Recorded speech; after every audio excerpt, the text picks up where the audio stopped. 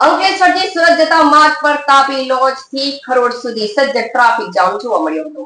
કમોસમી વરસાદને લઈ માર્ગના સમારકામ તંત્ર દ્વારા શરૂ કરવામાં આવતા ટ્રાફિક જામ જોવા મળ્યો હતો.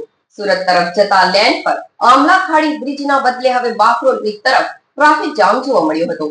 હાઈવેને લઈ પાનોલી જતા બાકરોલ બ્રિજના એપ્રોચ રોડ પર પણ અસર જોવા મળી હતી. અંકલેશ્વરથી સુરત જતા માર્ગ પર તાપી લોજથી ખરોડ સુધી સજ્જ ટ્રાફિક જામ જોવા મળ્યો હતો. કમોસમી વરસાદને લઈ માર્ગના સમારકામ તંત્ર દ્વારા શરૂ કરવામાં આવતા ટ્રાફિક જામ જોવા મળ્યો હતો.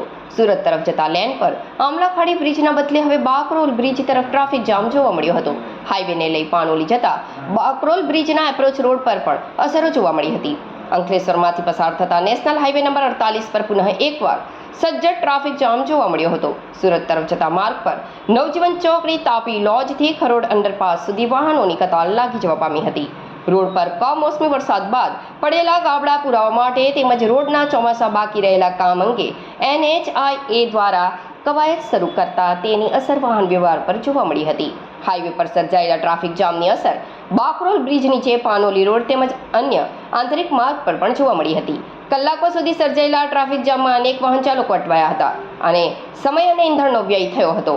માવઠા અને ખેતીનો દાટ વાળ્યો બાદ માર્ગ પર પણ ખાડા પડ્યા હતા. તેની અસર ટ્રાફિક જામ પર જોવા મળી હતી.